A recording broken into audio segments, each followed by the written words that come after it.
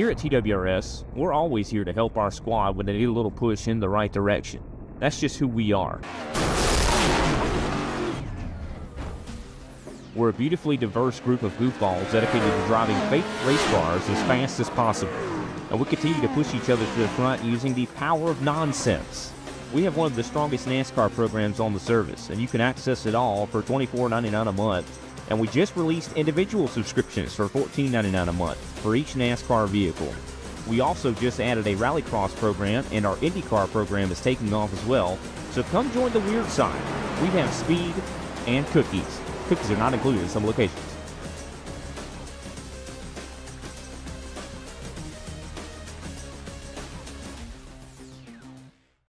If you love the thrill of racing but hate the risks, then buckle up. Everything Simulated is here to merge adrenaline with absolute safety. In a world where technology meets adrenaline, Everything Simulated is revolutionizing driver training with state-of-the-art simulators. From truck training to the thrill of motorsports, our simulators offer the most realistic experiences across all automotive applications. Gone are the days of endless bookwork and basic drills. Now it's all about hands-on, pulse-pounding action that prepares you for the real deal. Whether you're maneuvering a heavy mining vehicle or racing a high-speed car, our simulators, equipped with cutting-edge technology from leaders like Simrigs and Track Racer, bring every nuance of the drive to life. And talk about making a mark. We're not just building simulators, we're fostering talent. From grassroots motorsports to professional series like the Aussie Outlaw GT3, sponsored by us, Everything Simulated is fueling dreams and careers. Ready to feel the excitement of the racetrack under your fingertips? Connect with us, and let's build your next simulator adventure together. Remember, we support those who support us. Join the Everything Simulated family, and let's race towards the future.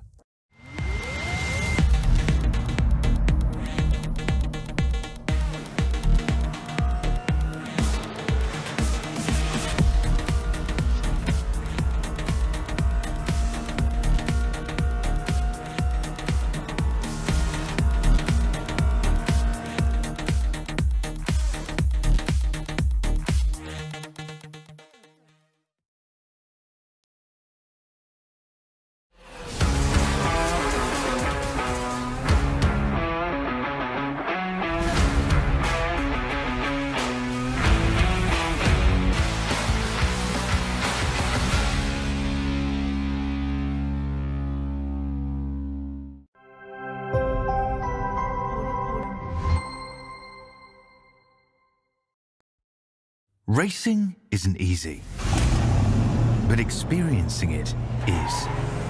iRacing puts you in the driver's seat with the industry's leading sim racing game. Drive on laser scan replicas of the greatest racing circuits from around the world. Go head-to-head against other drivers chosen by skill-based matchmaking to ensure competitive racing at every level. Compete across all your favorite series in officially licensed cars engineered to deliver the most accurate driving experience possible.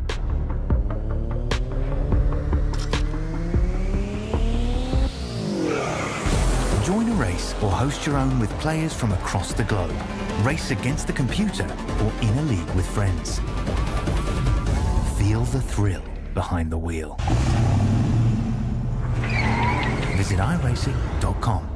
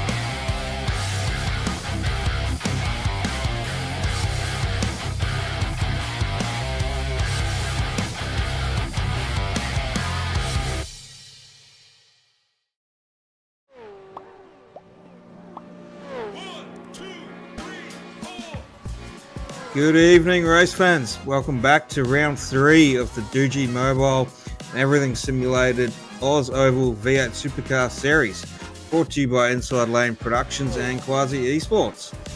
Tonight we're at Atlanta Speedway for 100 laps. Last week in Nashville we saw Rogue Sim Sports drivers Craig Roffey and Arianistakis with a first and third place podium finish, with Adam Malone finishing in second place. 2 from 2 for Craig Roffey as he looks to cement a third win in a row. Stay tuned to see if Craig can get the job done. Tonight in the booth joining me is none other than Carl Withy. How you going, Carl? Hey Paul, hey everybody. Well, it's nice to be back up here and back from the start of the race this week as well. I tried to escape last weekend, tried to work my way out the booth, but Cody locked the doors on me and left me in here all week. Well, hopefully you were well hydrated and there was a food supply there for you in the booth. Yeah, luckily it left some water down and some kibble for me, so I'm well ready for the race tonight. Of course, racing on the Legacy Atlanta circuit as well tonight, so if you're used to the modern Atlanta, it's a slightly older layout, 1.54 miles in length. We're going to be doing, as I said, as Paul said, 100 laps here. It's a very, very fast track, very high banking. It's a quad oval as well, slightly different to some of the other tracks out there. 60% fuel rating on it as well tonight, so that's going to mean fuel is going to be a really important part of the race, as well as those right front tyres. That's going to be so crucial to keep the car alive tonight. That right front you've got to really nurse all race long. Well, we saw a few drivers last week at Nashville popping tyres, so hopefully they learn a thing or two from Nashville and they can bring that into this week's race. Absolutely. Hopefully we won't see any blowouts of the tyres or of the engines this time out. Everybody will hopefully have a good run out there as qualifying is just about to begin. We will be heading off for the first qualifying laps so very, very shortly. Yep, and looks like in practice, Gary Wellman setting the fastest time through practice there with Kate Donnelly.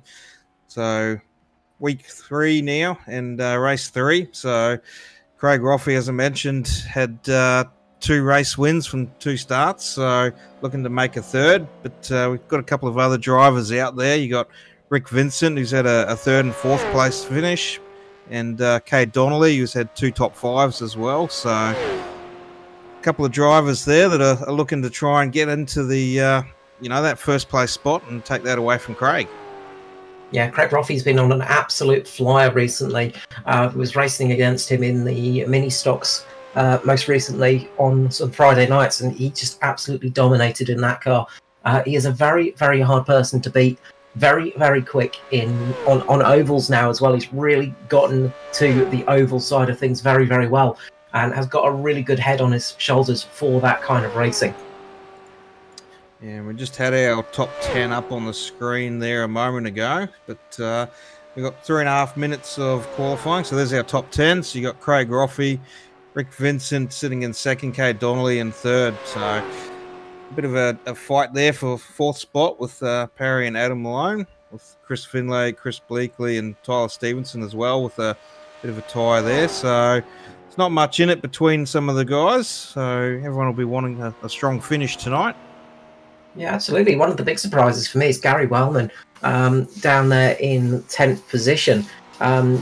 He's very, very quick in the V8s, but sort of last generation of the V8s on the ovals, he was absolutely dominant in those things. It's not been the case so far. I've had not quite the luck with him in the last few races, and it's just not been quite going his way. Yeah, definitely not. And that was actually Jerry Wellman in 10th spot there, just to point out. So maybe it's this alter ego, Jerry Wellman, that's been doing the driving. So maybe we'll see Gary up there tonight. Yeah, he's obviously been putting his car out to his non-union Mexican equivalent, Jerry Wellman. So Gary Wellman actually topping the timesheets at the moment, set the fastest lap. Peter Matson out there just comes into 3rd. Troy Davidson currently sitting in 2nd. But they're out there doing their qualifying runs at the moment, seeing where they can start for this race.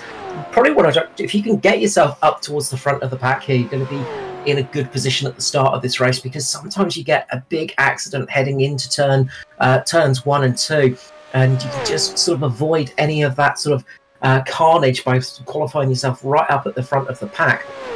Of course, starting way down at the back as well can be useful, but probably going to want to try and get yourself up to the front of the pack in this race, just to control it and also to have that nice clean air in front of you as well. Yeah, for sure. Well, we'll let the drivers finish their qualifying. We've got a minute and a half to go, so we'll go to a quick ad, and then we'll come back with the results from qualifying.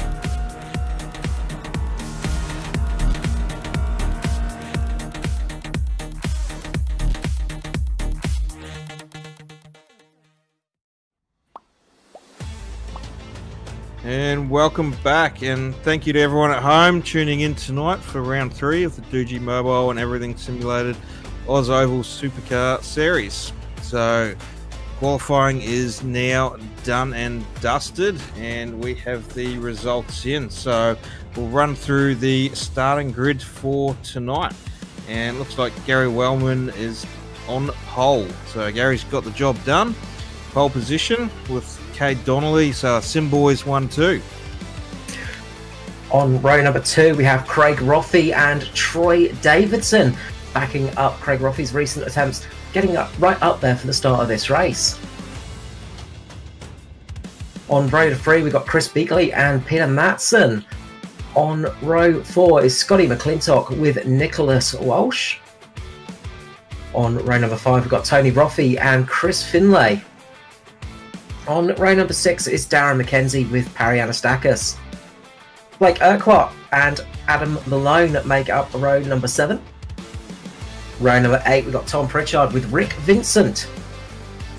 On row number 9, it's Adam Ariel with Troy Mortensen.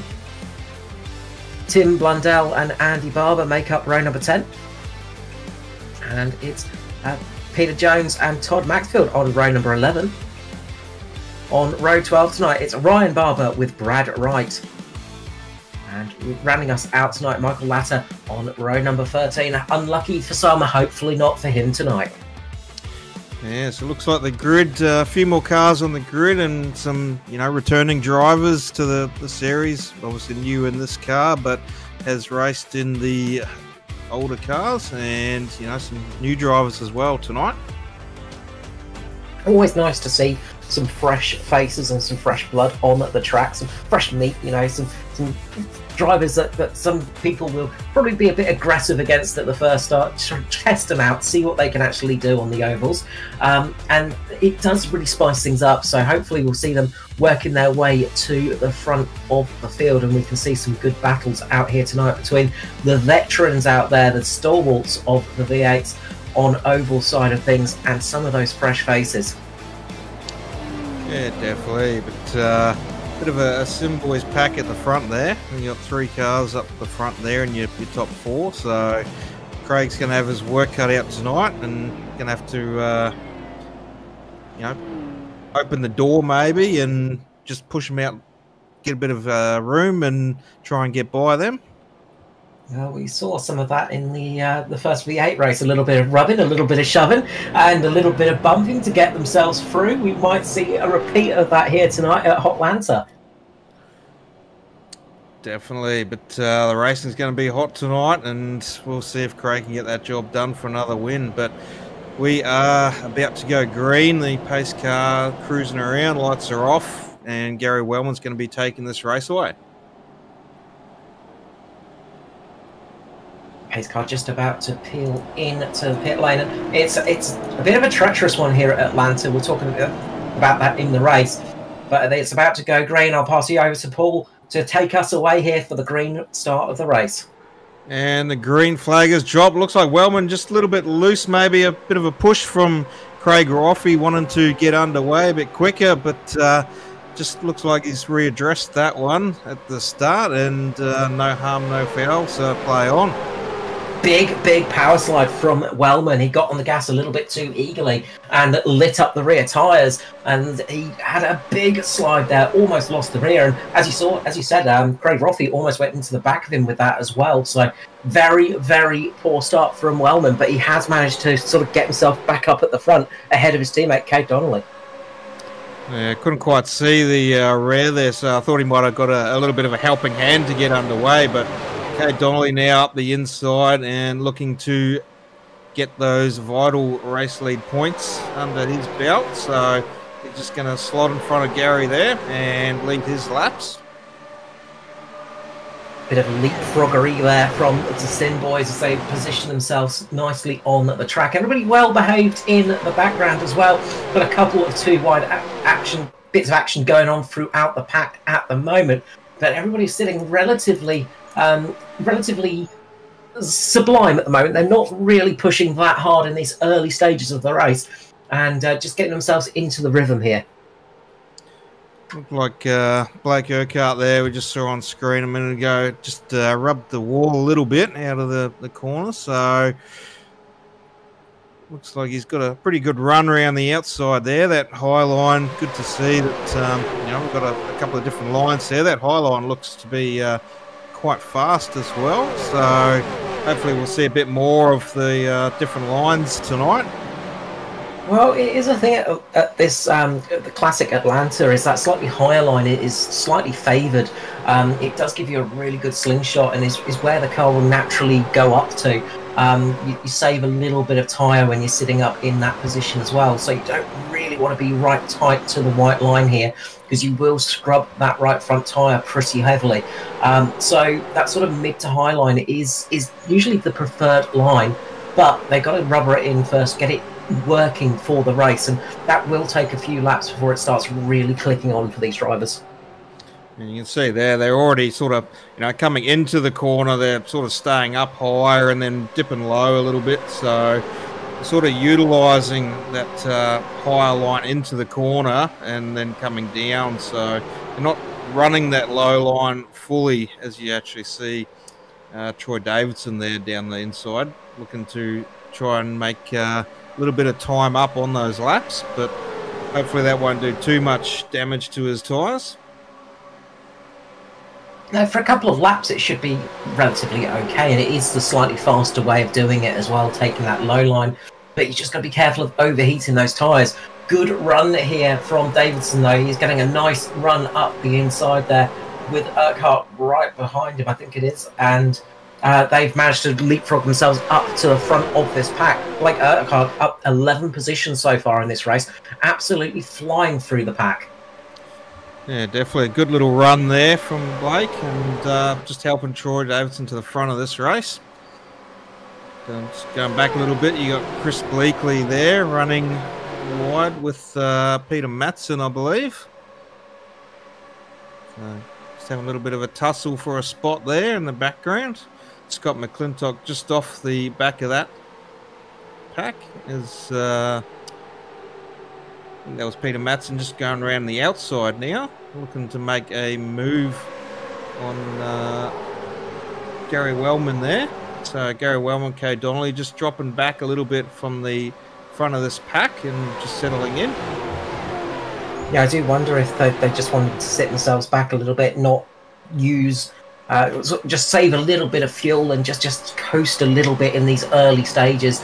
It's a good idea to just go a little bit softer in the early stages around Atlanta, just to settle yourself in and build yourself up to the sort of longer runs. Because when you get that long run, if you don't get a caution out, if you push too hard too early, you really get punished around this track. It is a very, very punishing place to drive, and it really does bite. Good run through the corner though from Blake Urquhart, who's just about to take the lead here, move himself up into the lead, and Craig Roffey, a little bit of contact between Davidson and Roffey there, just giving each other a little bit of a nibble between the two cars. No harm, no foul, bit of rubbing is racing there between the boys, and Roffey moves himself up into second place.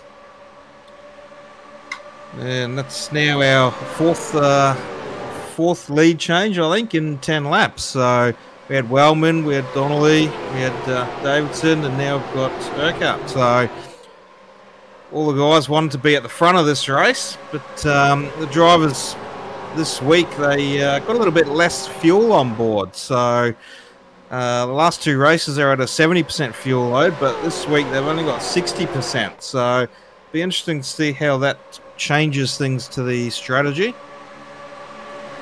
Yeah, I'm going to be interested to see how that plays out as Craig Roffey gets a nice big run here, goes down the inside, a little bit of side drafting from Urquhart there, just trying to keep Roffey back, but can't quite do it. Roffey's got that inside line. There's a bit of contact in the background, somebody going round, I think it was Peter Madsen, just getting a little bit of a spin in the background. Yeah, it's Peter Madsen. He managed to save that, keep it just on the offside of the track there and rejoin. So he did a good job and didn't get into anyone else there. So good job by Peter there. It's like Kay Donnelly there on the replay, as you see, just got into that left rear, and a little bit of contact there from someone else in the background just as that ended. Big hit for Rick Vincent, actually. As Matson sort of came back on the track, there was a bit of a checkup, and Rick Vincent just went heavily into the back of Nicholas Walsh. So big contact there, and I think Rick Vincent might have some heavy damage on that car because he's had to take it into the pit lane. That's no good. Just going to replay here just to have a look at that impact. Yeah, so watch here as the car comes back on the track. The two Sim boys up in front just check up and catches Rick Vincent a little bit unaware. Heavy impact into the back of Nicholas Walsh. Nicholas Walsh, was it? Into the back of the Sim boy of the 222. And yeah, that is big damage to the 94, and I think that is basically race over for Rick Vincent tonight. Yeah, it's not going to be good when he was sitting, I think he was sitting up there in second place, so that's going to hurt his championship points a little bit tonight. Meanwhile, up at the front of the field, we've got another new leader in Craig Roffey, and it looks like Chris Bleakley is coming up as well. He looks like he wants to get a bit of a lead as they're 3 wide here at Atlanta, racing hard onto the front quad oval section. 3 wide here. This is pretty awesome stuff right now.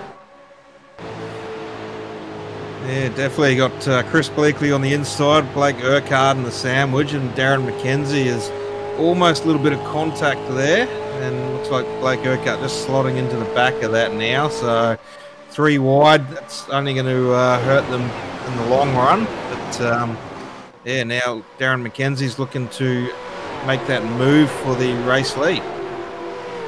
Yeah, McKenzie came off that one absolutely the winner, and he has got himself up into the lead of this race. Hasn't led the lap yet. Needs to cross the line to get that all-important bonus point. But we saw that, like, he just got a little bit... the car just got a little bit drifty between those two cars, and he had to lift off rather than causing an incident. Just decided to lift a little bit, dropped out of that 3 wide action. Right decision to make. But he did lose a couple of spots from that one. Yeah, definitely. But there's a group of angry cars and drivers behind these race leaders here, and they're all looking to try and get up there. You got Andy Barber looking to try and get up there on the outside with Scott McClintock on the inside there. So Andy's going to be trying to get up to Darren McKenzie, his teammate. So good to see he's got a few more drivers with their team, Southern Stars. So good to see the teams are coming alive now in race 3. Yeah, absolutely. A good bunch of drivers in there. The latest signing of the young Ryan Barber out there as well. Currently at the back of the pack, but just getting crucial experience and just keeping the car in a clean condition, just keeping it out of trouble at the moment. And that's what you need to do when it's your sort of first race in a series. Just keep out of trouble. Don't push too hard in the beginning. Work your way up there as the race goes on. So we are seeing still some good action on the track, still lots of 2-wide action throughout the pack at the moment. As Tony Rothey up on the high side of Todd Maxfield at the moment. We're almost 20 laps in, so on to lap 19 now, and caution free, touch wood. So hopefully this race will stay that way. We'll get some nice green flag pit stops, and everyone will get a good run in tonight. So whoever crashes and causes the caution in the next 2 laps, they can blame Paul Jackson tonight. They know who to blame here for that caution. Rick Vincent is getting back out on track after getting some major repairs. Car's still not looking 100% though, you've got to say, and just trying to get back out there and get that car back in the field just in case there's any people dropping out. We'll be able to get himself some points in this race. Meanwhile, the battles are still going on throughout the pack, but it is Darren McKenzie up in the lead ahead of Craig Rothey, Chris Beakley, Troy Davidson, Gary Wellman, Andy Barber, Scotty McClintock, Blake Urquhart, Tony Rothey, and Todd Maxfield. That's our top 10 at the moment, and barely a cat's whisker separating these cars at the moment in this mid-pack. Yeah, definitely. Looks like Blake's just might not have a bit of speed there. Looks like he's getting gobbled up now by I think that's Todd Maxfield there, number 16, some boys. So around the outside on Blake. So not sure, maybe the bit of tyre wear or something there. You got Adam Malone getting a big push there. So yeah, it doesn't look like Blake's got the speed at the moment after being at the front. I do wonder if the 788 did go a bit too hard in that early stage and has just worn that front right tyre down a bit too much, and the grip has just given up on him. Hopefully that's not the case. Hopefully it's just in super fuel saving mode, but it does look like Urquhart's just in a bit of a painful stage in this race. We'll have to take that into consideration for the pit stop when that comes, and try and avoid wearing the tyres down quite as fast in the next couple of stints. Yeah, definitely. Hopefully he can hang on there for another 10-15 laps though, and won't drop off too far, but make that back in the pit stops. So we've still got Darren McKenzie up at the front there with Craig Rothey and Chris Bleakley. So still our top 3. And the lap times have dramatically dropped since the start of the race as well. They were in the mid 32s, the 32.7 sort of area for their best laps, and they're now in the 34s, 34 range. So tyre wear has definitely come creeping in, and the pack has slowed down because of that.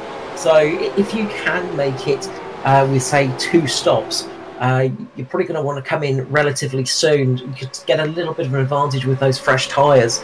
Of course, that advantage does fade after a little bit of time, but we might see some people trying for an earlier stop here to take advantage of that and try and get a bit of an undercut going, because they will gain a lot of time on those fresh tyres, and as long as it doesn't hurt them to the end of the race, they could gain a big advantage here, and if they get themselves off strategy, it can sometimes pay off. Yeah, definitely. I think probably the last pit stop will be the most crucial, so they can try and, go harder and faster at the end of the race, and not have to worry about the tyre wear. So the longer they can hold out for that last pit stop, but obviously they still have to make that back on the race leaders. Okie dokie. just being told in my ear car might be on wets. So it's Peter Madsen. So it looks like those tyres have completely gone off. And what was that, about 22 laps in? So obviously the weather here at Atlanta is not nice to those wet tyres. There's not a drop of rain in sight, so they'll be looking to hopefully change those out to dry in the pit stop. It's a much softer compound, remember, so it gives you some really good pace early on. It's one of those things of like it's like an early advantage. You get some really nice pace on them because they are a super sticky, super soft compound compared to a dry compound. But that does mean they fall off the cliff much earlier. If you're an avid watcher of Formula One, say, or IndyCar, you know, where you have the two different tyre compounds, it's similar to that in the way it works. And the fact that, you know, those wet tyres become that really sticky, super soft, fast compound, but they fall off a cliff. When they go off big time. So it's a bit of a risk going on them. If you get a caution at the right time, it could really pay off. But if you're in a situation like you are now, you're just going to be tumbling down the field, and Peter Madsen is coming into the lane now for his stop. So I imagine he'll be chucking those tyres off. They'll be feeling like overly chewed bubble gum at the moment with just really, really horrible feeling tyres. Chuck some fresh boots on there, go back out and enjoy it a lot more. Well, Carl, maybe instead of starting the race on wets, they should finish the race on wets. There you go. There's the 2 cent input, and I don't know if that'll work or not, but don't trust me. But get your tips here on the channel every week. I reckon if it's say 20 or so laps to go at the end, you know, if it's just like 19 laps to go at the end, might be worth punt chucking them on, because they definitely gave some really good pace in the early stages, but they overheated super quickly, and then when they went off big time, and they lasted about 20 laps, and then we started seeing Blake Earhart just dropping down the field like a stone. So yeah, it might be worth a punt doing that if there is a late caution, chucking a set of wet tyres on just to get that super sticky soft compound on for the final run to the flag. But you don't want to do it too early, because if you do chuck them on a bit too soon and have to go, say, 24 laps, you're going to be dead out of luck. So yeah, Blake's onto the dry tyres, and looks like Peter Madsen's decided to roll the dice and stay out on wet tyres. But making the moves, you got Andy Barber now up into the top 5. So Andy's pushed his way up, started in 20th, and he's now inside the top 5. Yeah, up 14 positions. So big run there from Andy Barber, but not surprising really. Andy Barber, a stalwart of the oval racing scene these days, and has a lot of experience on these tracks. So definitely making that experience pay, and just working his way nicely through the field. Not doing anything too dramatic, just slowly chipping away, working his way up to the front of the field. And we've been able to do quite a bit of fuel saving in that run too. Meanwhile, Troy Davidson, moving up into the lead now, ahead of Darren McKenzie. Yeah, looks like he was just sitting back there for a little bit. That outside line still got a little bit of pace there. Craig Roffey in behind McKenzie. Darren going right up wide into the wall. Keep that off of Craig, staying up high there. Not sure what just happened there, but definitely still looking like that high line's got a little bit of pace to it. Yeah, one of the nice things about the high line is you usually get a bit of better exit off the corner. It gives you a little bit more momentum off the corner. You gain more speed in the entry and sort of mid corner when you're on the low line, but on the exit, that high line really kicks into gear and just gives you that shoot off onto the straights and just gives you that little bit of extra speed. So it looks like taking advantage of that at the moment, and it has worked out well. Troy Davidson just getting a nice bit of a lead at the moment and really taking to the grass there. A bit of rallycross on the quad oval there for Troy Davidson. I think maybe Troy was following Steve Hoppert last week mowing the grass, but hopefully he won't want to do that too many times and cop a black flag penalty. But shout out to Steve Hoppert, who's tuning in from home tonight, unable to join the race. But yeah, shout out to Steve there. Yeah, wishing him all the best and getting well soon, all that kind of thing, because it's never fun when health is the reason you can't get out on the track, and something I know about with that one personally. Meanwhile, Perianostakis working his way up the field as well, just battling it out with Andy Barber, 5th and 6th at the moment. These two side by side as it stands, but Troy Davidson has managed to get a bit of a lead now over Craig Rothie. He's pulled out about a half a second gap up the front, and it's just breaking the draft a little bit. They probably will get a big run on him if they want to, but Troy Davidson just getting a bit of a jump ahead of the rest of the pack as it stands. Yeah, definitely. And looked like he was just sort of sitting back in there a little bit, maybe saving a bit of tyre, a bit of fuel, and now it's decide, well, we're coming up to our pit stop, so let's see if we can stretch the legs a little bit, get a nice little jump coming into the pits, and, you know, not overshoot the pit lane or the box, and get in there safely and hopefully come back out in front.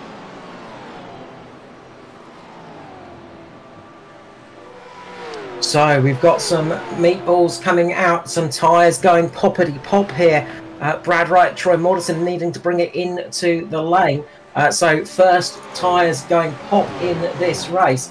So that is crucial information. So 36 laps they made it before the tyres started going pop on those cars.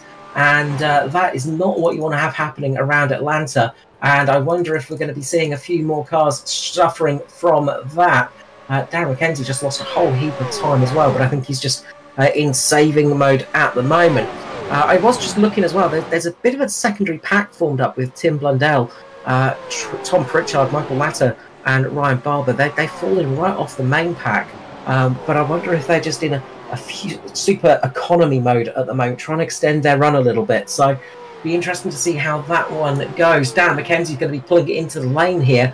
So we're having our first green flag stops starting to play out now on lap 38.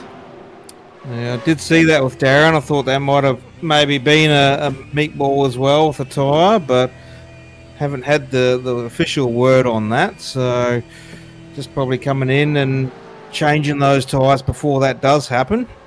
Todd Maxfield has had just that happen, I think. He's had to pull it in and has had a tyre go on his car. I don't know if it went when he was coming into the lane or if it happened a little bit beforehand, but he's had to come in to get those tyres changed because the dreaded meatball flag has come out for him, as well as Brad Wright, who's still in the lane at the moment. So tyres are just about holding on here, but as we said, it's going to be crucial to really nurse the tyres around this place, and the drivers that weren't quite heeding that call are paying the price right now. Yeah, still got Troy Davidson leading the way, and Kay Donnelly back up into second spot with Craig Rothie. So the top three have just pulled away as well, almost a half second gap there, back to Perianostakis in fourth place. Now, when will the rest of the pack need to pull it in? How much further can they go? That's going to be the big question. I can't imagine there's much fuel left in the tanks of these cars, so they're probably going to be needing to pull it in relatively soon. Nobody will be able to make it to the end from this stage, so they need to go an extra 9 laps here to make it on just a single stop. So that's going to be a big ask, you've got to say, without any cautions. Yeah, 9 laps. I don't know if they'll be able to do that. Maybe they were trying to save, but with less fuel on board this week, I'm not sure if they'll be able to do that. I'll be interested to see what the little group that were sort of off the pace will be doing, because you've got Tim Blundell, Michael Latter, Ryan Barber and Tom Pritchard in that group, and they just really were running, looked like running to numbers rather than running to pace. So they might have been in heavy fuel saving mode in the economy mode of the car, and they might be trying to do it on a single stop. So that will be interesting to see what they can work out. Wouldn't put it past these guys to pull it out the bag though. because they are very experienced, and there is a lot you can do to sort of save fuel in a car like this, on a track like this. Just clutching it as you head into the corner, just lifting off a bit earlier into the corners as well. There's a lot of ways you can save quite a bit of gas as you go through, but the question is, will the tyres hold it? As Keg Donnelly swoops his way past up into the lead here, as we get yet another lead change in this race. Well, from previous experience, I'm trying to save fuel for that long, and eventually you do learn it can hurt you, losing that race pace and time to actually save the fuel when the race is still full noise at the front. So it can be an undoing as well on trying to save fuel. Absolutely. It's one of those risk and reward ones, isn't it? You know, it can really pay off, but if you do it too much, it can really hurt you as well. And it's always nice to see a bit of a mix of strategies too coming into play. The one I'm going to be interested in is Darren McKenzie, because he's definitely on a sort of two-stop strategy. So we'll be pushing a lot harder in this stint, I reckon, and that could be fun to watch.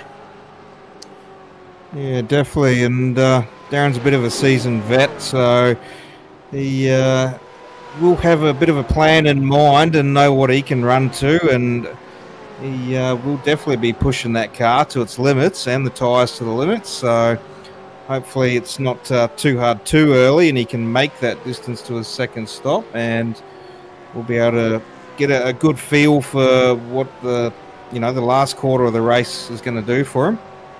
Looks like we've got a few pit stops there, and someone just missed the pit entry as well on the background. I think that was Ryan, Andy Barber, possibly. As we've got,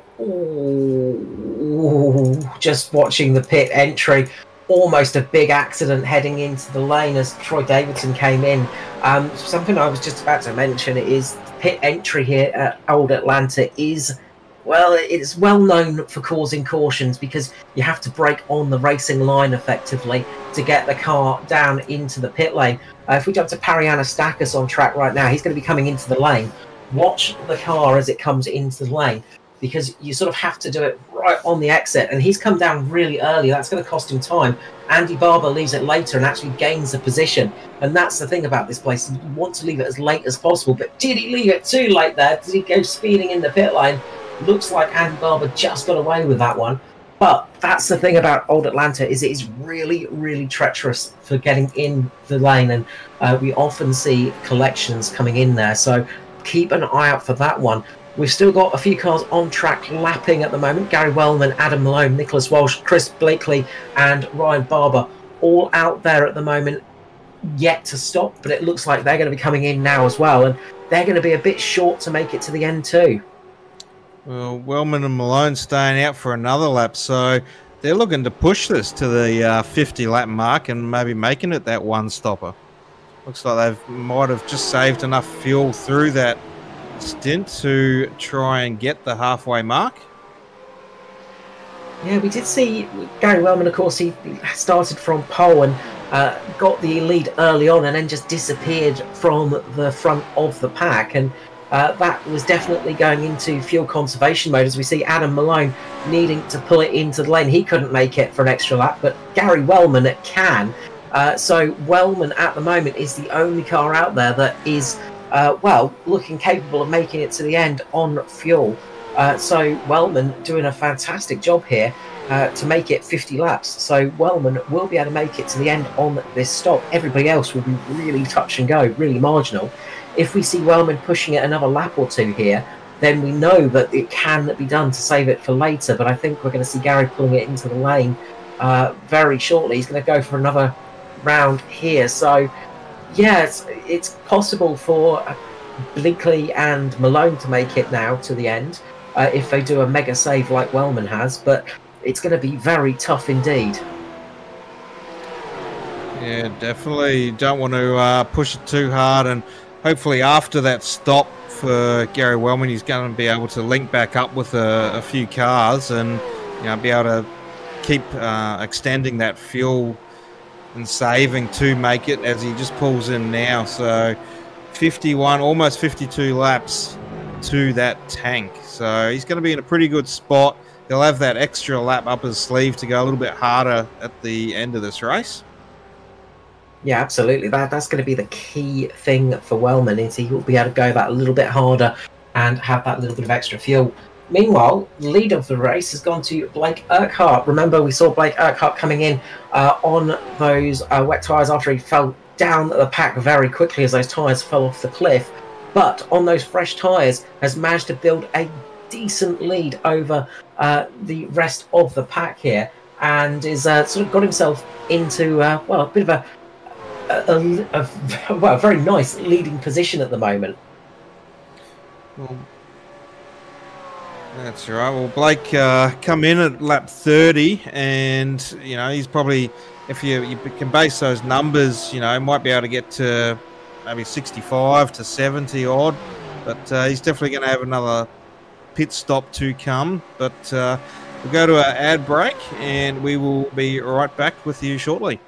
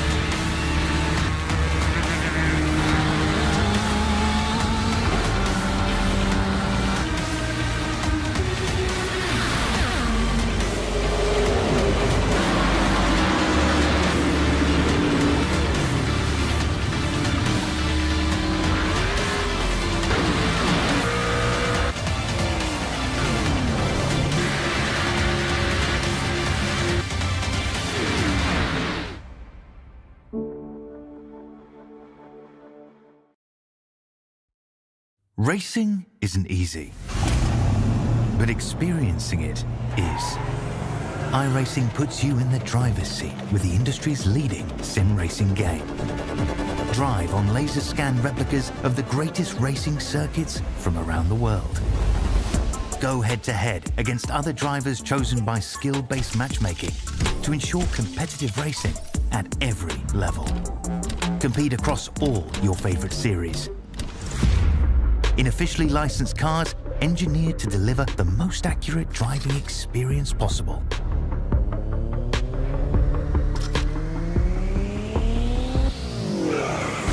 Join a race or host your own with players from across the globe. Race against the computer or in a league with friends. Feel the thrill behind the wheel. Visit iRacing.com.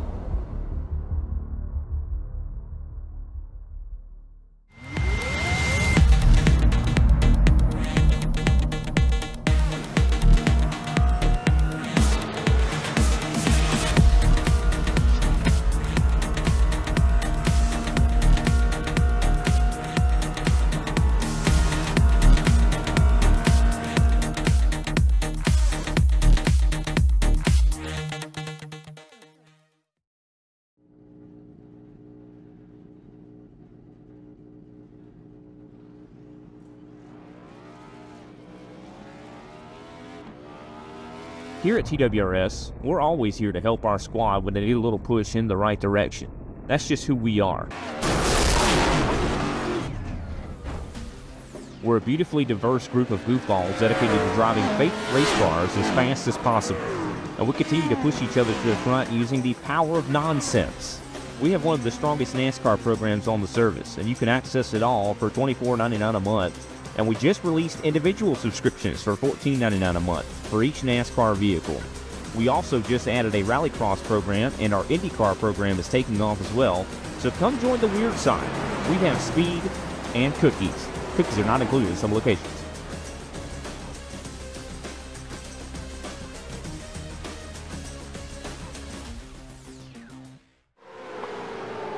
Alrighty, we are back, and we're about to have another lead change with Darren McKenzie about to past Blake Urquhart around the outside for the lead. So D-Max on the charge. He's come through, and now he's taken over the race lead once again. Absolutely, yeah. It's an interesting race. There's an interesting set of strategies going on. We've got definite two stoppers here with Urquhart and McKenzie. They are on the guaranteed two-stop strategy, and they've got a nice lead over some of the what we believe are going to be the one-stoppers, but not by enough to make it work at this stage. So it's going to be interesting to see how this one shakes out, ladies and gentlemen. If we go green to the end, we are in for a fascinating race here, and it could really be heartbreak for some of these drivers. I think some of them are banking on a caution, but when you bank on a caution, it does not come. Yeah, all too often we've hoped for that, and looks like Blake's just losing that pace a little bit. He's slowly on the drift back into no man's land as Kate Donnelly and Troy Davidson's now coming by, and the rest of the pack. So once again, we're coming to that sort of 65 to 70 mark, I said, for Blake to probably want to stop again to get another set of tyres. So at that lap 60, the tyre wear and the pace has just fallen off now for him. Yeah, well, done about Blake Urquhart's done 32 laps in this, well, 33 laps in this stint, so double that of the cars around him at the moment. They've only done about 15 laps in this stint. You can see a big difference in the tyre quality there. The fresh tyres are absolutely eating him up now. So this is where you've just got to be patient and then make that second stop. Not too late, not too soon. Just so you have a little bit of fight left in you at the end of the race, so you're not a sitting duck to the rest of the cars behind you, but you get enough pace to jump a few cars behind you as well. So it's such a crucial tipping point. That final stop is going to be absolutely crucial. I'd say for Blake, just be waiting, maybe wait until there's about 30 laps to go, because that's going to give you sort of some really nice tyres to the end, and will give you that best sort of chance. But the longer you can extend it, if you don't lose too much time, the better. Meanwhile, up the front, you can see now Kay Donnelly, Troy Davidson and Darren McKenzie fighting it out. These three really battling it out, and Craig Roffey, Andy Barber catching up on this pack, as well as Todd Maxfield. So up the front, it's really coming in. Blake Urquhart has pulled the trigger now. Is this a bit too soon? 35 laps into the stint, 36 remaining, so sort of bang on the target now for those tyres. So Urquhart coming in now to try and gain a decent advantage over the rest of the two stoppers, but is it a bit too early for that? We'll have to wait and see how it unfolds in this race. Yeah, I'd put the money on it's too early, but yeah, you should probably held out for another 3 or 4 laps, I reckon, and he would have been in a pretty good spot. So hopefully he can keep that wear under control in the first few laps, and maintain that towards the end of the session. But our one stoppers, so Adam Malone's up just into the top 10 now, and Gary Wellman in 11th. So they've just been sitting back there in the middle of this pack, and they're still looking at that fuel-saving strategy. And Adam there just tucked in behind Scott McClintock, and Wellman just in behind there. So going to be trying to make that one-stopper work. And yeah, it's going to be interesting towards the end of this race. Well, that's the thing, is Wellman at the moment is only about 10 seconds off the lead. So, considering when you make a pit stop here, you're going to lose a lap. So it's about 40-odd seconds, about 40, 50-odd seconds in the lane. So at the moment, Gary Wellman is sitting in a very, very strong position with Adam Malone as well. So they're really in the prime positions at the moment. But what they're hoping not to see is a caution, as we see Darren McKenzie pulling it down. And looks like Darren McKenzie is... no, that wasn't Darren McKenzie, sorry. That was Blake Urquhart, sorry, just coming off the pit lane. Sorry about that. Similar coloured cars, just catching me out there. Yeah, it does look like Darren's dropping back a little bit as well now. So he's back into 5th spot, just slotting in behind Andy Barber there. still got Kay Donnelly out the front, Troy Davidson, Craig Roffey sitting in third there. So Craig just having a pretty relaxed run tonight. Hasn't really been at that lead point of this race, but sort of still inside that top 5.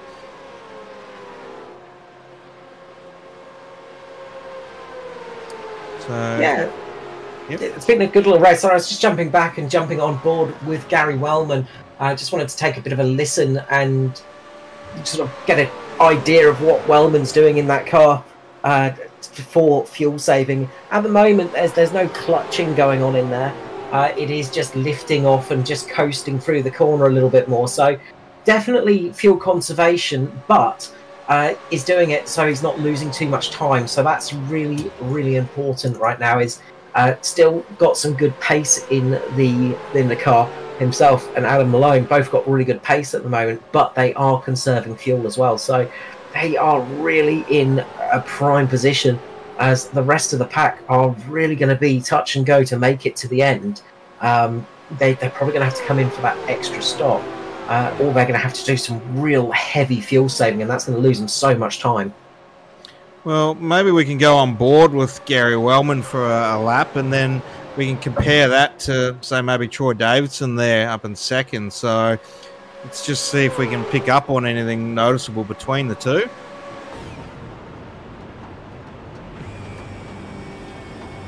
So jumping on board here with Wellman, and we'll take a listen here as we go into the corner. So just on this bit of straight, it will be foot down, not full throttle maybe, just hovering off the top, but coming into the corner.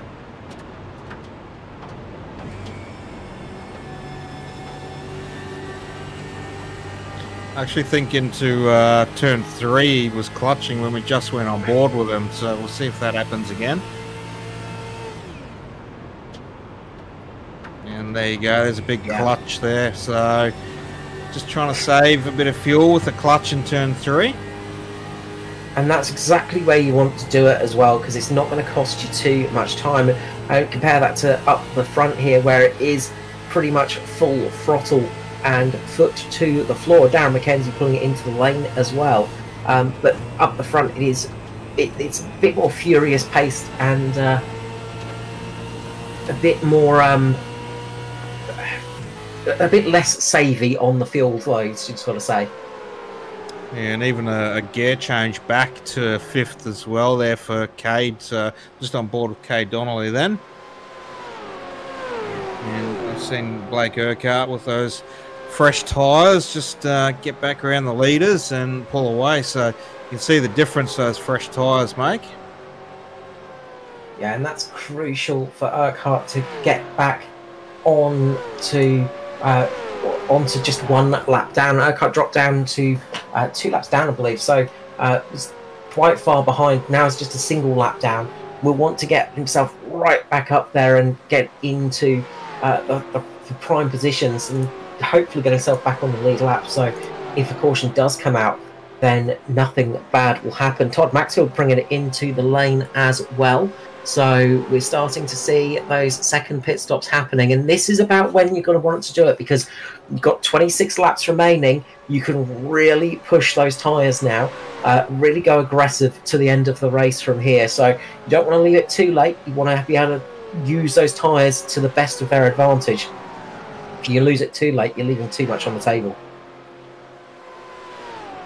Yeah, definitely. I think Brad Wright might have popped a tyre, so he's come into pit lane and he's got that swapped out and back out on track once again. So he's just getting a bit more splash of fuel there, as we just saw. So he'll be leaving in a moment.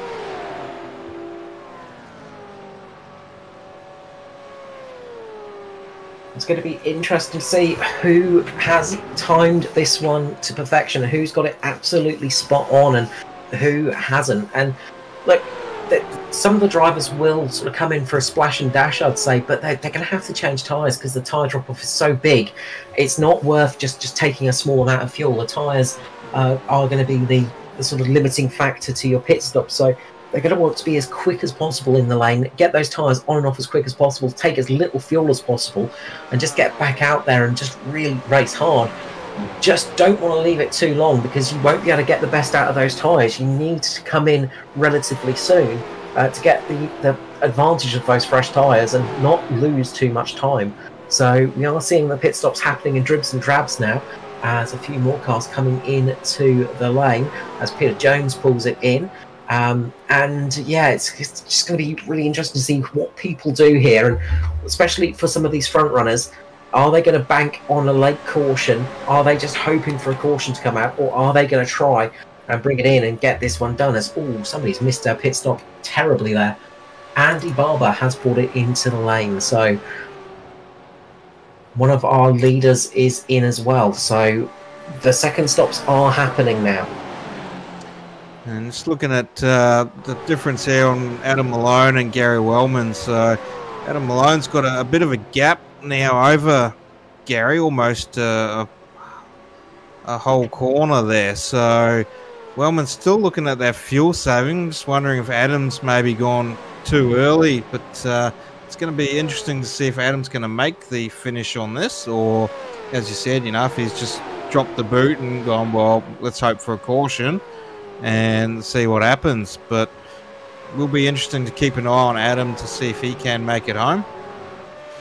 Yeah, remember Wellman had a good couple of laps over Malone as well, so 2 laps difference between the two on their pit stop. So Malone had to make up 51 laps of fuel, whereas Gary Wellman only had to make up 48 laps of fuel. So that's a real big it's a big ask for Adam Malone. It is possible though to do it, so just got to be so strict with yourself and just so cautious with using that fuel. Meanwhile, up at the front, we've got Cade Donnelly still in the lead, and they are going for it.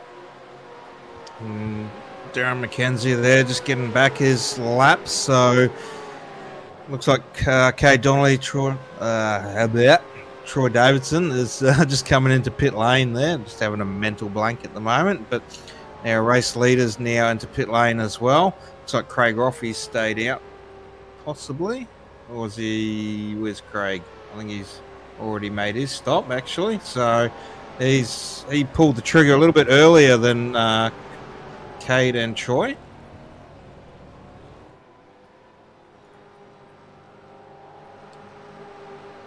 So now we have Scott McClintock leading this race, so another lead change. So first lap's led there for Scott.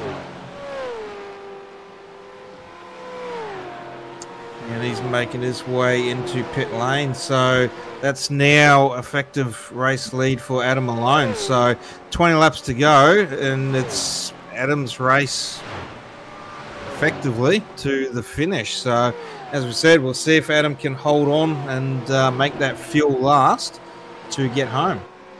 Yeah, well, Malone and Beakley are both on similar. They're on the same pit strategy, effectively. So Beakley and Malone are, well, they're interesting to see how this one goes. But you've got to say, Gary Wellman is the one that's absolutely sitting pretty. And although Wellman is a bit off the pace at the moment, we'll be able to close up, and we'll have that little bit of extra fuel in the tank to really take advantage of some extra pace. So it's going to be fascinating to see how this one shakes out. Looking back, Darren McKenzie, 17 seconds off the leader at the moment. So McKenzie's really got to put the hammer down, as well as everybody behind them, to really close that gap to the leaders. They've got to make up that time, so they have to really race for that position now. Well, 18 laps to go, a second a lap. Though I think we might be able to do that, but again, as we said, you know, Gary Wellman's going to have that extra couple of laps up his sleeve, so he's going to be dropping that hammer soon. And will it be enough though to get home in first, or will Darren McKenzie be able to chase him down? Heavy clutching going on up the front now between Malone and Bleakley. Both of those drivers really clutching it into the corner entry. And as I say, not a bad thing to do. It's not going to cost you too much time, in all honesty, because you've got to lift off in those corners anyway.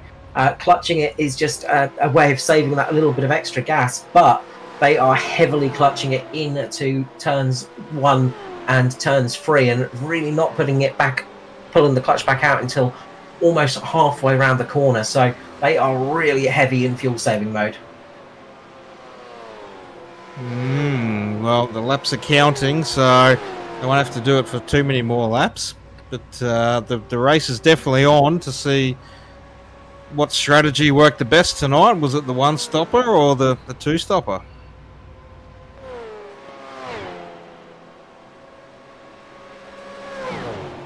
And looks like Blake Urquhart there's got a black flag, so Blake is in pit lane.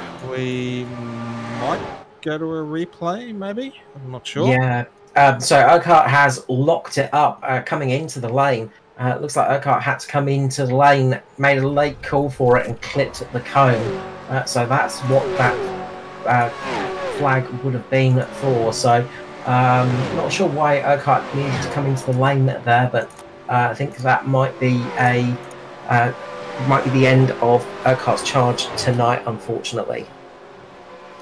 Yeah, just hit that wall as well, and yeah, definitely a late leave to come into pit lane, so not sure why. Maybe too hard once again, and that tyre just wasn't going to make the distance, but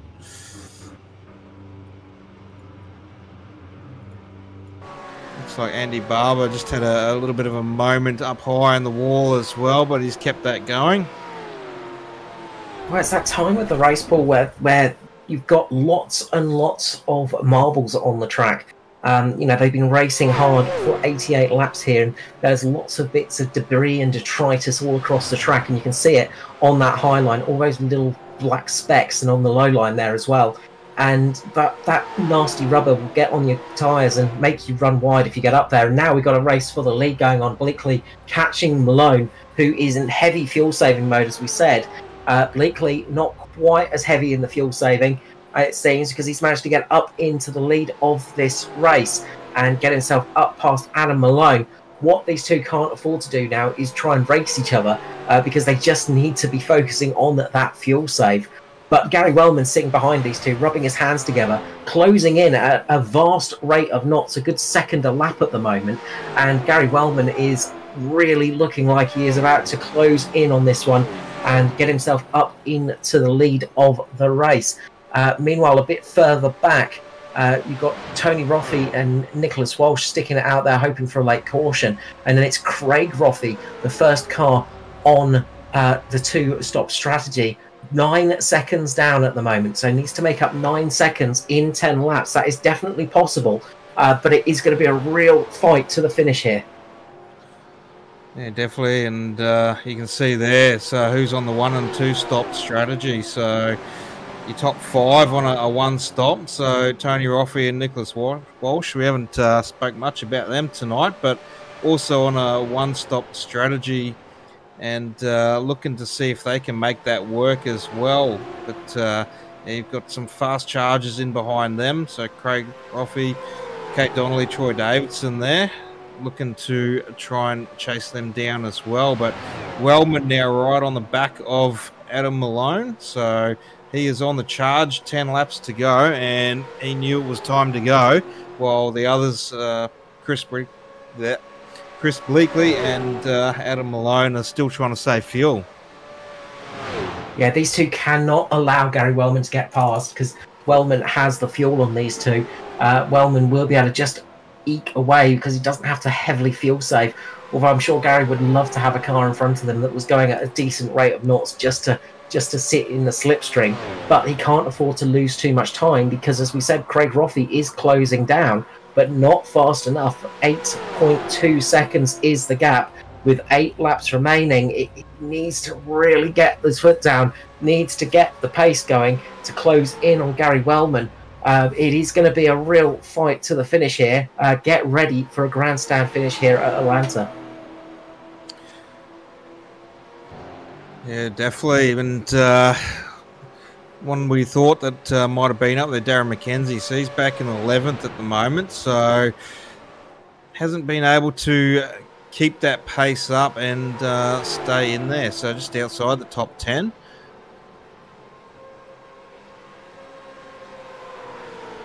Tony Roffey has to call it in now. Could not go any longer. Unfortunately, 45.9 laps, so 46 laps Tony Roffey made, but with 7 laps to go, had to come into the lane for a splash and dash. That is going to be painful indeed. That just shows the margins of this fueling. Nicholas Walsh could make it to the end here, but it's going to be very, very tight for them on fuel too. But as we said, Gary Wellman is looking pretty much primed to make it. Bleakley and Malone are a little bit touch and go, but they should be able to make it here. It's all about the cars that are chasing them down, and now Kay Donnelly is the car chasing him down. 7.3 seconds to the lead for Kay Donnelly. Troy Davidson right behind him, so the Sim Boys are coming good right now. They have managed to link themselves up nicely and are chasing the rest of the pack down.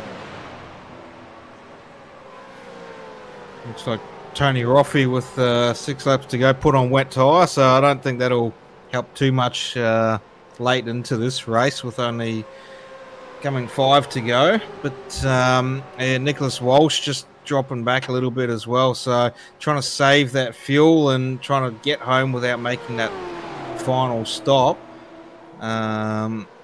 Looking just to keep that one stop going, keep that dream alive, but just outside the top 5 now.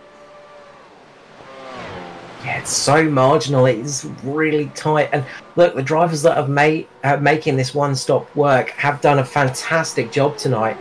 Really, really hard work, and they've been so very focused on this as well. They've really had to be disciplined to make it work.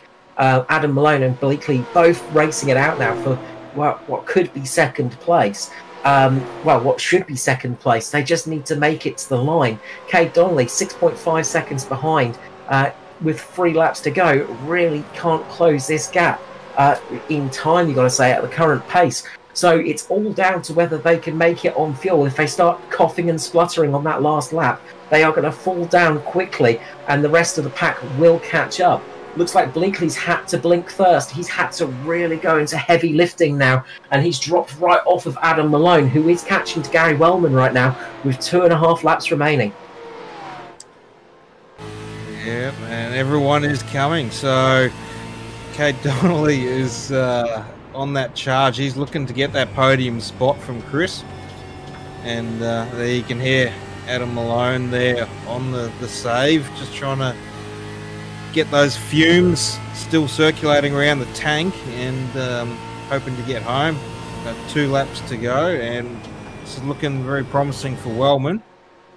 I think what's left in that tank aspires to be fumes. I don't even think it is that. It is just absolute nothingness in that tank right now. It is just hoping that that little bit of fuel in the line can get them to the line. It is that tight a margin. Bleakley is really falling off the pace, and it's going to fall victim to Kay Donnelly maybe. But up the front, it is Gary Wellman who has got this lead, and those extra couple of laps of saving and getting that little bit of extra fuel looks like it has really helped out here. Can Adam Malone chase him down in this final lap? Does he have enough fuel to make it past Gary Wellman? That's going to be the big question.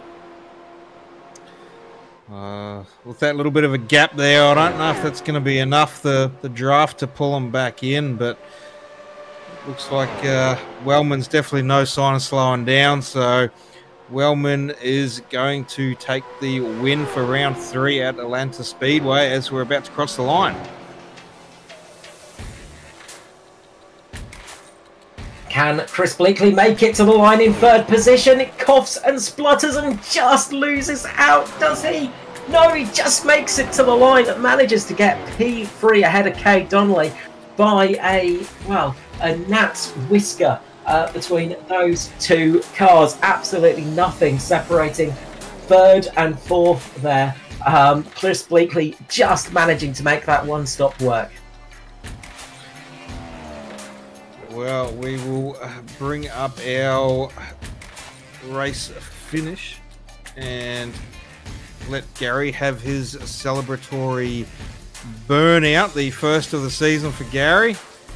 And then we will go to a short break and be back with the drivers.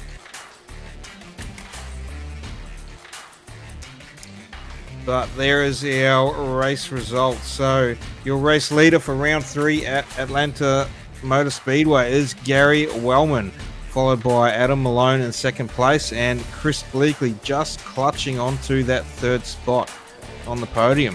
Kay Donnelly in fourth with Troy Davidson in fifth.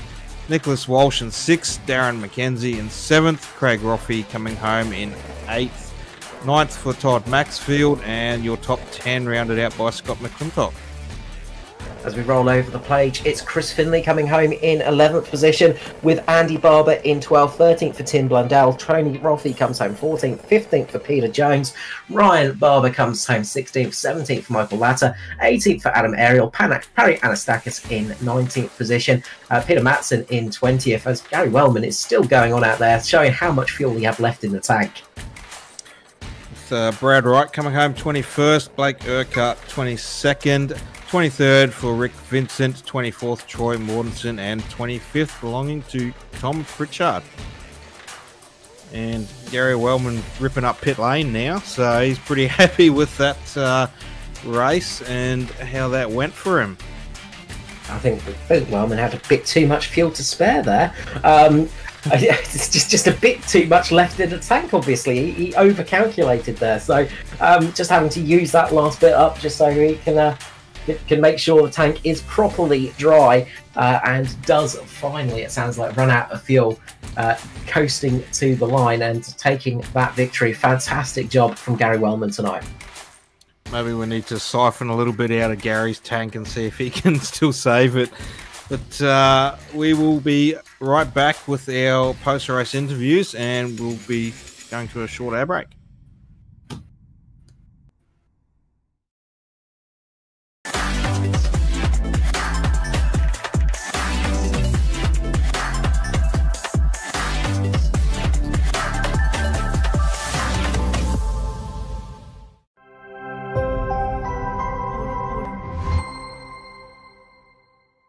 If you love the thrill of racing but hate the risks, then buckle up.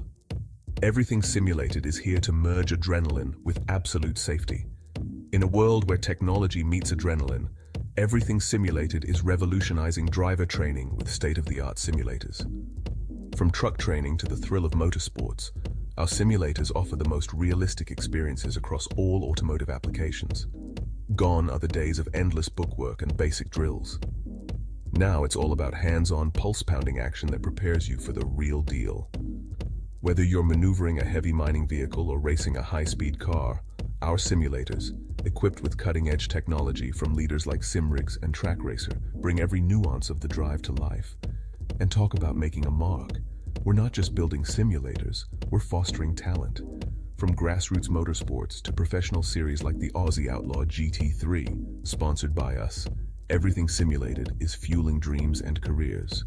Ready to feel the excitement of the racetrack under your fingertips?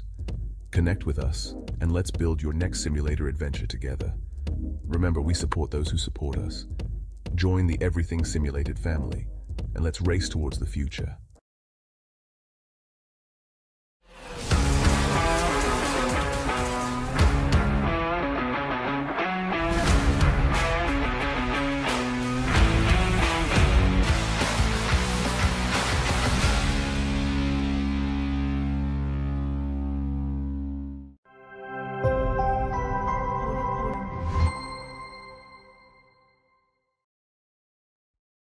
Racing isn't easy, but experiencing it is. iRacing puts you in the driver's seat with the industry's leading sim racing game. Drive on laser scan replicas of the greatest racing circuits from around the world. Go head-to-head against other drivers chosen by skill-based matchmaking to ensure competitive racing at every level. Compete across all your favorite series. In officially licensed cars, engineered to deliver the most accurate driving experience possible.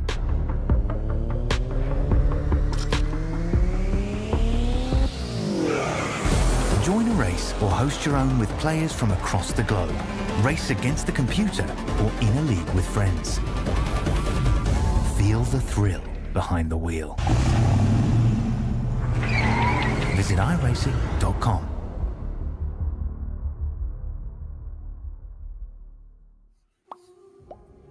Alrighty, welcome back everyone tuning in at home, and we have our podium getters. So round 3 of the Doogie Mobile and Everything Simulator OzOval V8 Supercar Series, brought to you by Inside Lane Productions and Quasi Esports.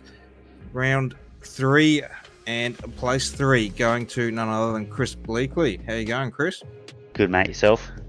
Yeah, not too bad, thanks. So back in the booth again. Round 1, you were in the booth with a second place finish at I think it was Texas, and now at Atlanta with a third place finish. Yeah, it's good. Yeah, had a bit of a mare last week and just ran round for practice pretty well. Been involved in that big one at the start, but yeah, this week it went pretty well. I didn't really time my strategy very well, and yeah, sort of let Gaz and Adam get away from me at the end there. But yeah, it's all learning curve. Yeah, no, it was a strategy race tonight by the looks of it, with the one stopper paying off for the podium. So a few guys opting for a two stopper, and you had Kate Donnelly riding your rear view mirror there on the finish line. Yeah, couldn't quite get it done.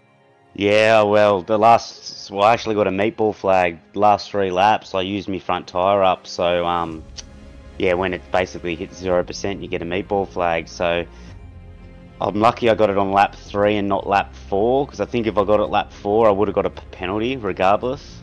But because the race finished within the 3 laps from me getting the meatball, I was able to just carry it to the end and not get a penalty. So, but yeah, if he caught me earlier, I had nothing for him. So I was lucky to get that one.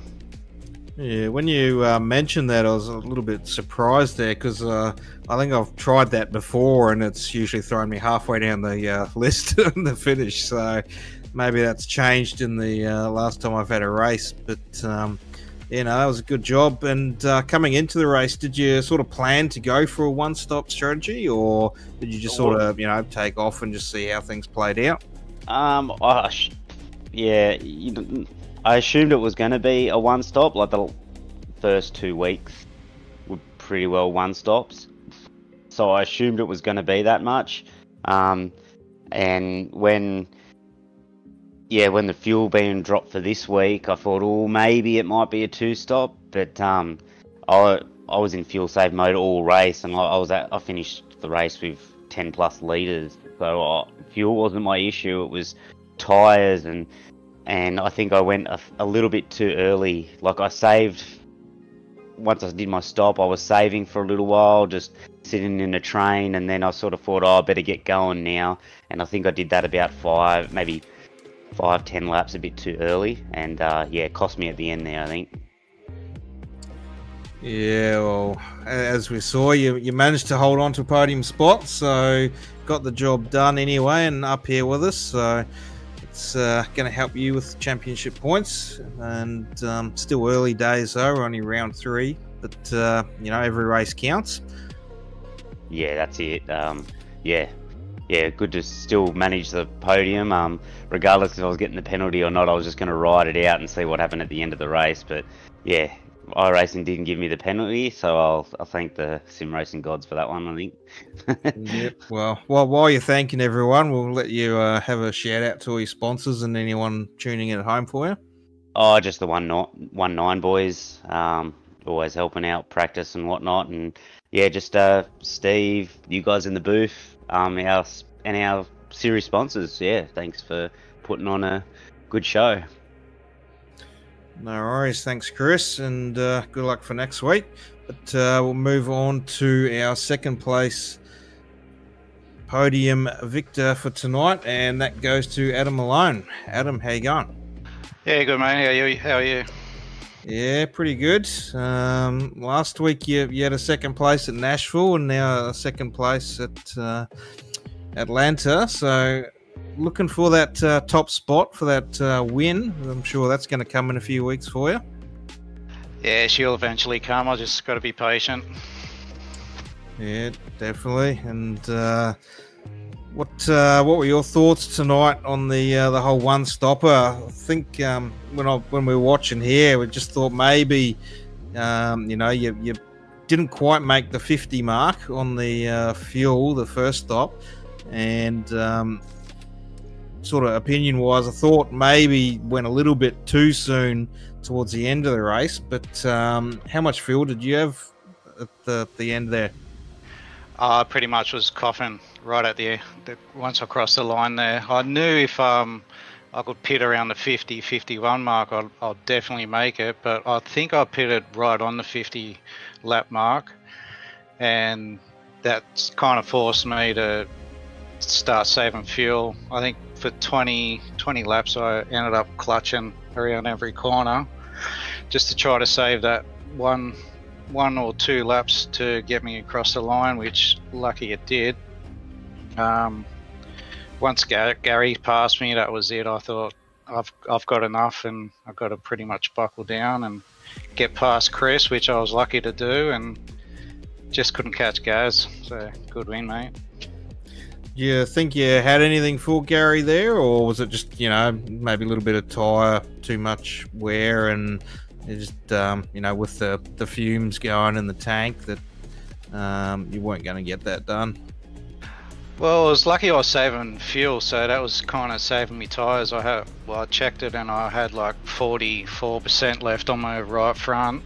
So if there was another lap or two and I had enough fuel to get Gary, I reckon it would have been a good close finish. Yeah, I'll give everyone another tip then. Save fuel, you'll save tyres. So there's two tips for tonight. So we'll see how you go with that next week. But good to see you had some teammates out there tonight. DMAC joining us once again, and Tom Pritchard there, and even Ryan Barber jumping on the sim. So had a bit of support out there with your team tonight as well. Yeah, we had the whole crew, which was pretty good. It was a lot of chat in the Discord.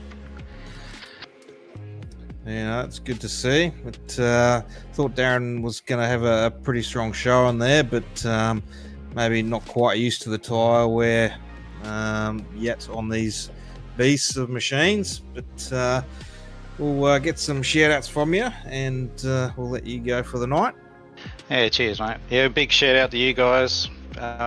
Paul for broadcasting, Steve for putting on the series, and Kobe behind the cameras, and the sponsors that go behind that. And for my sponsors, it will have to be oh god, where are they? Mishy's X-Girl Garages, RBI Trading Cards, 7-Eleven, and the Southern Stars boys. Alrighty, well, thanks, Adam, and shout out to all your sponsors there. But we will move on now, and first place for round 3 at Atlanta goes to Gary Wellman. How you going, Gary? Yeah, good, Jacko. How you going, mate? Yeah, good. I was wondering when I was going to be talking to you up here. Yeah, I was wondering if it had happened too. I haven't really, I've just been making the numbers up, I think, the first few rounds. Yeah, what take us back to the first 2 rounds. What was going on there? Oh, I don't know. I mean, I hadn't really practiced in these things. Got a young fella and that just come in and was that into November, so I haven't really had much time in the sim. And new car, I don't know. Like, it's good, new challenge, but it just took me a while to adjust. I think it was a bit too hard on the tyres, and I'm just getting the grips of it now a bit, I think. So yeah, tonight was a bit of a confidence booster. Practice. Gary Jr., eh? Well, welcome, Gary Jr. But yeah, he's tuned into the sim. He's 3 months old, but he's watching the stream as well. Yep. I hope you didn't name it Jerry, because there was a Jerry Wellman in the top 10. Oh, was there? Yeah, right, eh? No. But no, that's all good. Congratulations there, and big win tonight for you. So obviously, as you said, haven't had much practice with these cars. You're a beast in the old cars, and pretty much cleaned up most of that season that you were running those. He's had 210 laps to practice now. That's why he won. Yeah, well, there you go. Listen to Steve more, Gary. Practice more. Yeah, I think so. Yep. Hopefully get a few more laps in, and yeah, starting to get the grips. Although, yeah, different strategy tonight too. I thought I'm not going to beat Craig trying to just beat him on track. I might have to mix up my strategy and try something different tonight, and yeah, it seemed to work out. That's what I was wondering in the back of my mind was you're going for a strategy race to see if that'll pull off, and obviously it did. You know, Craig Roffey there finishing in 8th, so not a good night for him, but still inside the top 10 there after 2 race wins. But now we've got you on the podium, so hopefully in the coming weeks things will spice up a bit more. You know, you still got other drivers there that are been up here a couple of times, like with Chris, and Cade's knocking on that door as well. So hopefully we'll get a few more up in the booth with us as the races go on. Yeah, that's it. Yeah, and yeah, I didn't know if anyone else is on the same strategy as me. Really, I wasn't totally sure on that till right to the end whether Adam and Chris were on the same. So I wasn't sure whether to race them or just look after my gear and keep an eye on the relatives behind me. But yeah, they did well to stretch that, because I know I pitted a lap or so after them on 51, I think. So yeah, they did well to get there. Yeah, so I think, yeah, Adam was sort of just coming on to that lap 50 when he pitted. So I'm not sure if, I think Chris was on the same strategy around that time as well. So yeah, a bit of fuel saving. We jumped on board with you, and it looked like you were only clutching into turn 3, but the other guys were obviously clutching a bit more than that, I think. Yeah, I'd saved enough, I think, by then to kind of give it some at the end and push it a bit. So yeah, I had a bit up my sleeve, so it was sort of good just to keep an eye on that and yeah, just manage that, and felt like I could do that at the end. Just had enough there. Yeah, well, obviously you did, and had enough for your burnout at the end there, but we are going to have to penalise you for ripping up pit lane. I'm sorry. Yeah, no worries. Yeah, I didn't run out. I didn't get to pop my engine, but that's all right. I got half a burnout in. That was good. Yeah, all good. Sure, it felt good, but you can go rip a real one now. Maybe not. Don't do that. But no, we'll give you a shout out to all your sponsors and everyone. Yeah, cheers, mate. Yeah, Sim Boys, yeah, Hot Toddies, Heating, United Electrical. Yeah, you guys for the broadcast. Doogie, I think, is a new sponsor. Everything Simulated, Inside Lane Productions, Quasi and Steve and all the team there. And yeah, well done.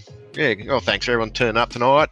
Well done, podium, and shout out for Walshy. That was a good result. What did you get? 6 tonight. So yeah, that was a good drive for Walshy too, I thought. Yeah, there we go. So shout out to Nicholas Walsh there for you. So coming home in 6th. So no, there's your a podium finish for round 3. So Chris Bleakley in 3rd place, Adam Malone in 2nd, and your race winner Gary Wellman. So that is it from us in the booth as we wrap up for another week, and that is round 3 at Atlanta. All done and dusted. Our sponsors, Doogie Mobile and Everything Simulated, couldn't do it without them. And obviously the images you've seen tonight and broadcast by Inside Lane Productions, Kobe on the camera, myself, Paul, in the booth, and also Carl Withy joining us. So thank you, Carl, and hope you have a good evening. And Quasi Esports, Steve, for putting on the series. So there you go. If you want to become a sponsor, just shout out to Quasi Esports there. Send them an email, send Steve an email, and we can work something out for you. And if you want to join the series, then you can look up the league ID there on iRacing 10491. Be a part of the action, and we could be seeing you in the booth.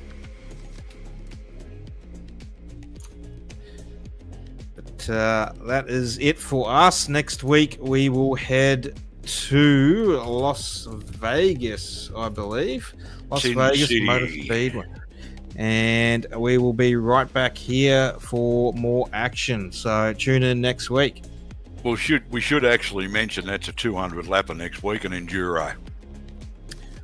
Cool, an enduro race. So we'll have to see how that one goes for everyone. Who's got the stamina to go the distance? Yep, that should be a good race. Well done tonight, guys. Great broadcast and some great racing out there tonight, I must say. Easy. Thank you, Steve. And we'll let you get underway with all the race reviews. And everyone tuning in at home, catch us next week.